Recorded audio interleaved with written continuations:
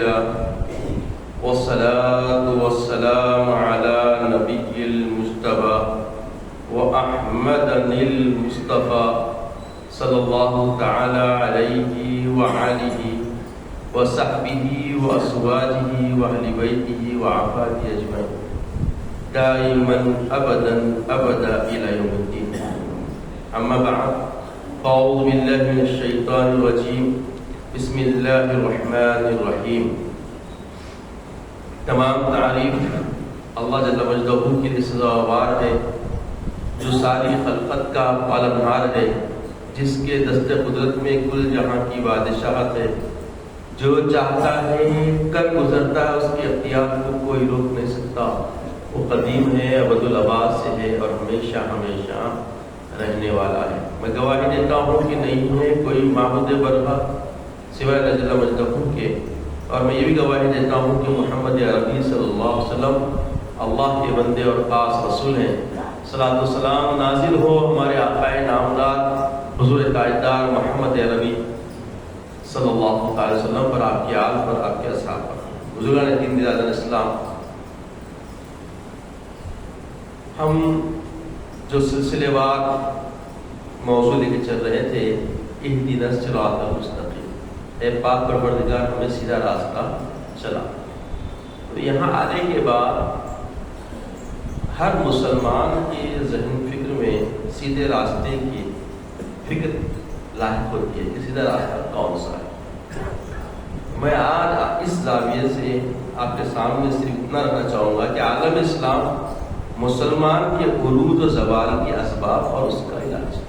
یہ عروج تھا، ایک دور گزرا، پھر زوال کی نظر ہونے کی علت کیا بنی، وجوہات کیا بنی، اور سیدھے راستے پہ رہنے کے لیے وہی چیزوں سے اجتناب کرنا ہے جس سے مسلمانوں کو زوال آیا.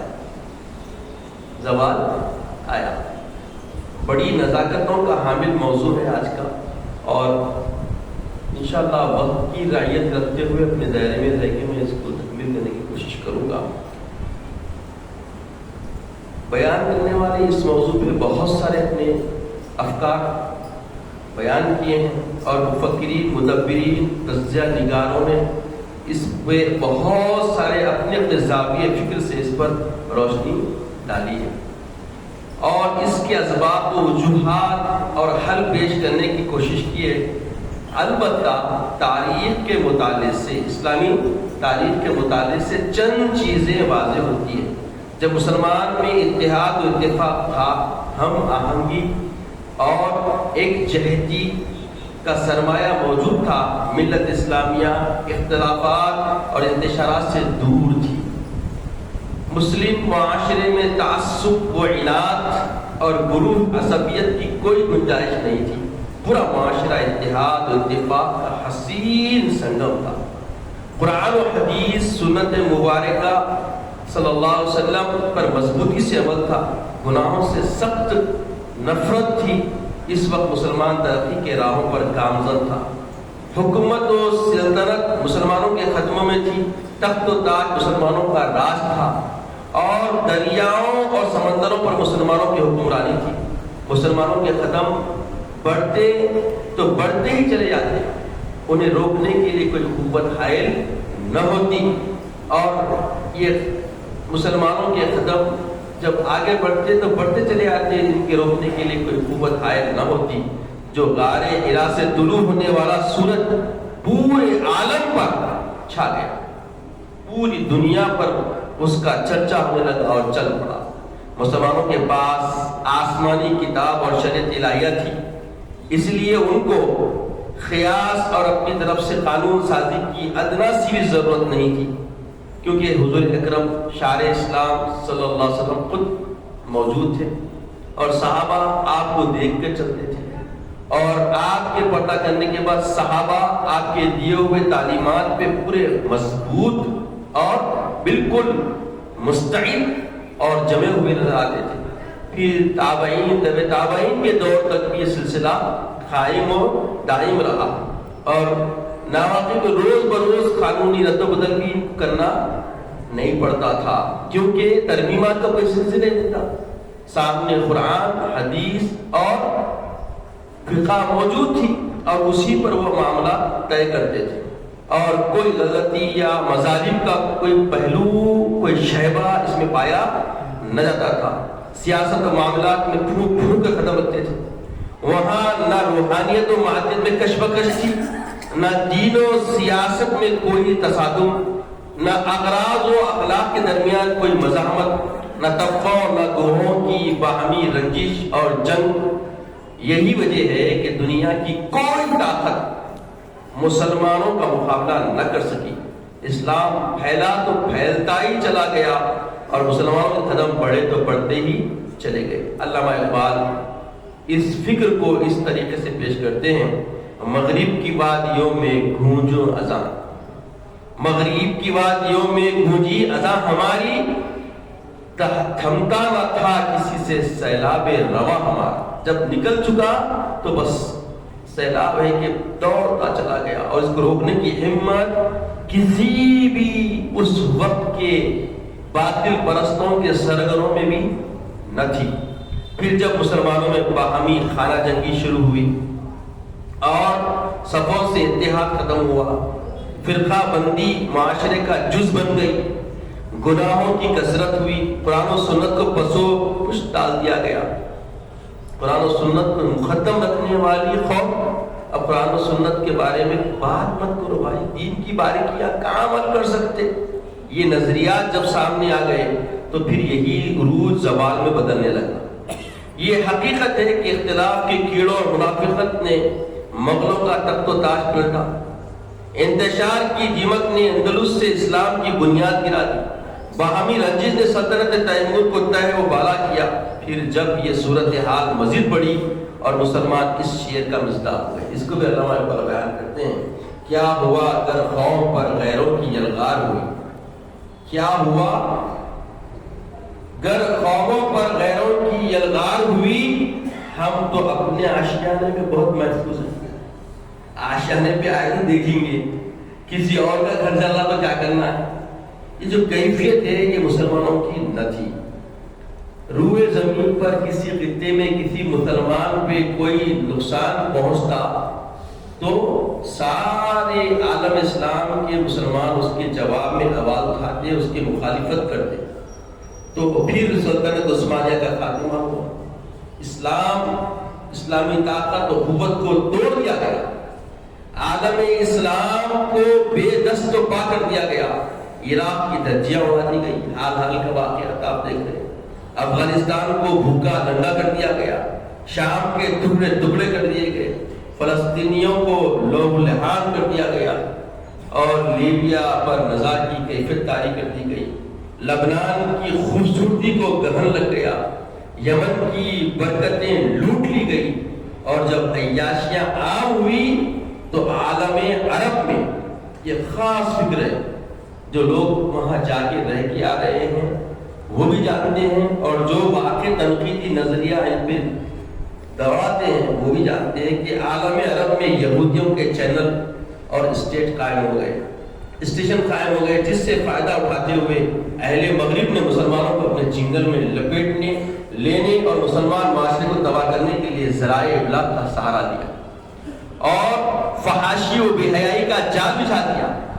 دنیا دیکھتے ہی دیکھتے دنیا یہ منظر عام اور اپنی آنکھوں سے دیکھ رہی ہے کہ مختصر یہ کہ آپسی اتحاد اور اتفاق، اختلاف و انتشار، فرقہ بندی اور تعصب و اناد پروری سے دوری، دین و سیاست میں جہتی، روحانیت اور مادیت میں انسانیت، قرآن و سنت اور مضبوطی سے عمل مسلمان کے عروج کا جو اسباب تھے یہ زوال کی نظر ہو۔ اب اس کے بعد اتحاد و اتفاق کا فقدان شروع ہو گیا، اختلافات و انتشار، باہمی رنجش، فرقہ بندی، گروہ عصبیت، تعصب و اناد، دین و سیاست میں تصادم، روحانیت و مادیت میں کشمکش، اغراض و اخلاق میں مزاحمت، اور قرآن و اخلاق میں مزاحمت اور قرآن و سنت سے دوری مسلمان کے زوال کا سبب بنی۔ اب آپ اس زاویے میں اب دیکھیں تو ساری چیزیں آپ کے سامنے آ جائے گی کہ دیکھیے سیاسی معاملہ ہے تو دیندار لوگ سیاست میں نہیں رہ سکتے، یہ نظریہ بن چکا ہے، اور سیاست داں ہیں تو وہ دیندار نہیں بن سکتے، یہ بھی نظریہ ہے، جبکہ یہ دونوں نظریے اسلام میں کوئی جگہ نہیں رکھتے۔ سیاست کرو یا آپ دینداری کرو، آپ کو خدا اور رسول کا کیا ہونا ہے؟ پابند ہونا ہے۔ آپ چاہے روحانیت میں آگے بڑھو یا آپ جو ہے سیاست میں آگے بڑھو، شریعت میں آگے بڑھو، اس میں بھی آپ کو توازن رکھنا ہے۔ آخر میں اپنے اس بیان کو حضرت بانی جامع نظامیہ علیہ رحمۃ الرضوان کی کتاب مقاصد الاسلام کے ایک اقتباس پر میں سمیٹتا ہوں، جو مسلمانوں کے لیے بہترین لاہ عمل ہے، مسلمانوں کے لیے بہترین لاہ عمل ہے، اور جس میں مسلمانوں کی فلاح اور ترقی کا راز مضمر ہے۔ حضرت رقم دراز ہیں کہ یہ نہیں ہو سکتا کہ مسلمان رہ کر گناہ کی کثرت کے ساتھ ترقی کرتا رہے، یہ نہیں ہو سکتا کہ مسلمان رہتے ہوئے گناہوں کی کثرت کرتے ہوئے ترقی کرتا رہے۔ مسلمانوں کی ترقی کا معیار صرف دین پر عمل، بالخصوص گناہوں سے بچنا ہے۔ اور دوسری جگہ حضرت لکھتے ہیں کہ مسلمانوں کی کامیابی صرف اتباع مذہب اسوہ رسول اور سلف صالحین کے طریقے میں منحصر ہے۔ مسلمانوں کی ترقی اور فلاح کا واحد راستہ گناہوں سے اجتناب کرنا، بچنا ہے۔ یہ سارے پیرائے دوسری جگہ دو جملوں میں حضرت بیان فرماتی ہیں۔ حضرت دوسرے مقام پہ مخشانی کے دوسرے سے فرماتے ہیں کہ نہ باغی بن نہ غالی بن، دو ہی لفظ، نہ باغی بن نہ غالی بن۔ باقی یہ بات ہے کہ جہاں پہ اللہ رسول کی ناراضگی کی راہ اختیار کرنی پڑ رہی ہے تو وہ راہ اختیار نہ کر، کیونکہ وہ باغی ہو جائے گا۔ اور غالی نہ بن کہ جو دین کی معمولی باتیں ہیں اس کے اوپر غلو کر دے کے حد سے آگے بڑھا کے پیش کر دے رہا، جس سے کیا ہوتا؟ نقص آیا تھا، لوگ نفرت اور متنفر ہوا تھا، لوگ نفرت کے راہ لے لیتے۔ تو بس یہ دو جملے حضرت کے بڑے پیارے ہیں جو پورے زوال اور عروج کی راہ کو ہمارے سامنے کھول کے رکھ دیتے ہیں۔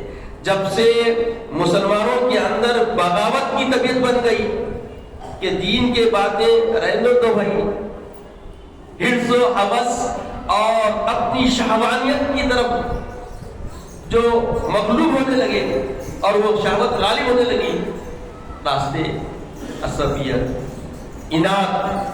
یہ لفظ اناد ایک ایسا لفظ ہے جس کے اندر حسد، جلن، سامنے ظاہر تقیے کے طور پہ بالکل ہم آپ پہ فدا ہے بول دینا، جیسا ہم پڑھتے سلام میں روحی فدا کا، امی فدا کا، ابھی فدا کا، یہ لفظ بڑے پیارے پیارے ہیں، مگر سمجھے اس کی گہرائی کیا ہے۔ یعنی دین کے مقابلے میں ماں باپ آ جائیں تو حضرت سیدنا ابوبکر صدیق کی طرح ہمارا عقیدہ ہونا چاہیے۔ بیٹا جب بولا کہ بابا جان فلاں جنگ میں آپ میرے بالکل سامنے تھے، اب آپ کی گردن میری تلوار کی تھی، مگر آپ والد ہونے کا میں لحاظ رکھا، تو حضور سیدنا ابوبکر صدیق نے فرمایا کاش تیری گردن ہوتی تو مڑا دیتا۔ چونکہ پیارے آقا کی محبت، اللہ کی وحدت کی الفت ہم کو اس بات سے تذبذب میں نہیں رکھتی کہ یہ اولاد ہے یا بغاوت دین کرنے والا ہے۔ بس بغاوت دین ہی کی جو بدبو ہے اس سے ہمیں برداشت نہیں ہوتی۔ یہ اسلام کا مزاج ہے، یہ اسلام کی طبیعت ہے، یہ ہے روحی فدا، امی فدا، ابھی فدا۔ ہم یہ صرف مسجد میں رہ تک، مصلی پہ رہ تک، دائرے مسجد میں رہ تک جذبات ایمان کی باتیں کر لیتے ہیں، اور جب نکلتے ہیں تو پھر سرد ہو جاتے ہیں، اور اتنے سخت ہو جاتے ہیں اللہ کی پناہ۔ ایسا معاملہ ہمارا ہے نہیں، اس لیے حکم دیا گیا کہ اطیعوا اللہ و اطیعوا الرسول و اولی الامر منکم، اللہ کی اطاعت کرو، رسول کی اطاعت کرو۔ پھر جو اولی الامر سے بڑا جو تفقہ فی الدین رکھنے والا ہے اس کی اتباع میں رہتا ہوں، یہی ہم کو فلاح دینے والا راستہ ہے۔ اور اس کے لیے فرمایا اہدنا الصراط المستقیم، اللہ ہم کو سیدھا راستہ چلا۔ اب سیدھا راستہ کیا ہے؟ انشاءاللہ آئندہ جمعہ ہم آپ کے سامنے رکھنے کی کوشش کریں گے۔ اللہ تعالیٰ سے دعا ہے کہ یا الہ العالمین ہمیں نیک توفیق عطا فرما، نیک ہدایت عطا فرما، مولا عروج اسلام کی راہیں ہموار فرما، مولا عمل کی زندگی ہمارے لیے آسان فرما، عزت کی زندگی عطا فرما، خاتمہ بالخیر فرما، وقت نزا کے لیے عطا فرما، اپنے حبیب پاک صلی صلی اللہ علیہ وسلم کا دیدار عطا فرما. سبحان اللہ و بحمدہ سبحان اللہ العظیم والحمد للہ. جو حضرات سنت نہیں پڑھے